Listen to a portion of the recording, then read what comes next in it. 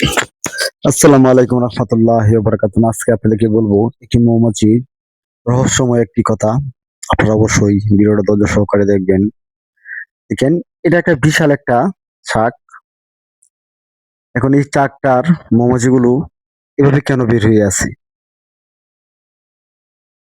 এই ঘটনাটা অনেকেই আপনারা জানেন, অনেকেই জানেন না।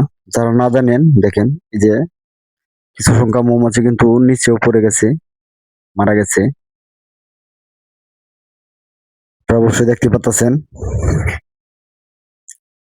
এটা আপনারা কিভাবে এই মৌমাছি ডাই বক্সে লালন পালন করতে পারবেন সে বিষয়ে হয়তো আজকে কথাবার্তা বলবো। এটা বিশাল একটা অমায়িক একটা চাক। আপনারা অবশ্যই স্ক্রিনে দেখতে পারতেছেন। এবং এই চাকটা কিন্তু এখনো বক্সে মৌমাছি রয়েছে। তাহলে কি বলতে পারেন যে ভাই হয়তো ভিতরে জায়গা আটে না, এই কারণে, বা এটা না, এটা সবটাই ভুল। ভিতরে পর্যাপ্ত পরিমাণ জায়গা আছে। সে সূত্রেও কিন্তু মৌমাছিগুলো বের হয়ে এখানে বসে গেছে। যে অনেকে বলতে পারেন যে ভাই গরমের, হয়তো গরমের তাপে, ভাই গরমের তাপে এভাবে মৌমাছিগুলো বসে না। এই মৌমাছিটা কিন্তু আমি আজকে ৩ দিন হয়েছে আমি ধরে নিয়ে আসছি। ধরে নেওয়ার ভিডিওটা আমি করতে পারি নাই, কারণ গাছের কিছু উপরে ছিল, যেখানে সম্ভব হয় নাই। টানার পরে আমি বক্সে দিলাম। একদিন ভালো রয়েছে, ২ দিন ভালো রয়েছে, ৩ দিনের মাঝ কিন্তু মৌমাছিটা এরকম হয়েছে। এখন আপনারা এই মৌমাছিটা গুলা কি করবেন?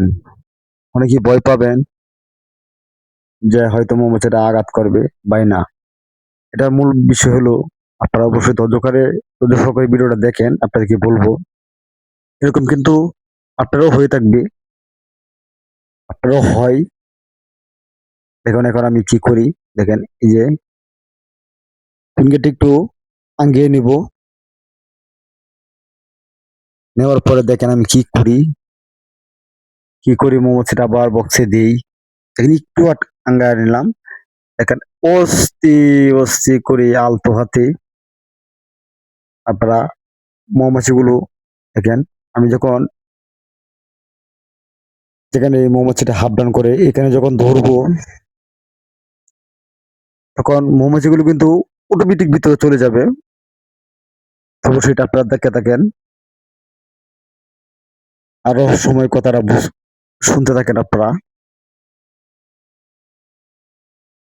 কারণ এই ঘটনা, এটা আমার কাছে কিছুই না, হয়তো আপনার কাছে কিন্তু একটা বিশাল একটা ব্যাপার স্যাপার হবে। সেটা জেনে রাখা ভালো। ভাই এই মৌমাছিটা যখন আমি গাছ থেকে বের করি,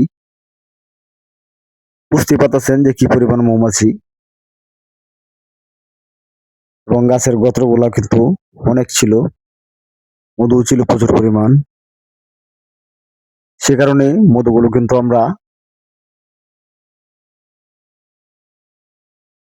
গাছের লাঠি দিয়ে কাটতে হয়েছে এবং ফিতাগুলো বের করতে হয়েছে। কারণ ফিতাগুলা বের না করলে কিন্তু আপনারা মৌমাছিটা বের করতে পারবেন না। এটা আমি আপনাদেরকে বলে থাকি, এটাই বাস্তব। যখন একটা মৌমাছি ধরতে যাবেন আর সেখানে ফিতাগুলো না বের করেন, তাহলে কিন্তু রানীটা বের হবে না। রানীটা এই ফিতার ভিতরে থাকবে।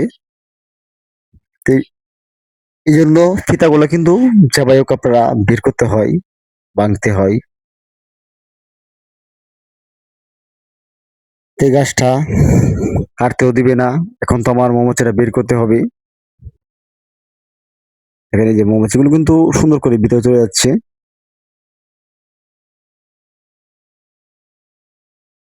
তো আপনারা যখন এটা জানতে পারবেন যে কি কারণে মৌমাছিগুলো বক্সের বাইরে থাকে, আপনারা ধরে আনার পরে, তখন আপনার চিন্তা ভাবনা মৌমাছিটা কিভাবে পাওয়া যায় সেটা আপনাদেরকে বলবো ভাই। এটা যখন আমরা বের করতে যাই, রানীটা কিন্তু অ্যাক্সিডেন্ট হয়। আমরা যখন ফিতাগুলা ভাঙার জন্য এটা সেটা দেই, তখন রানীটা আঘাত পেয়ে রানীটা মারা যায়।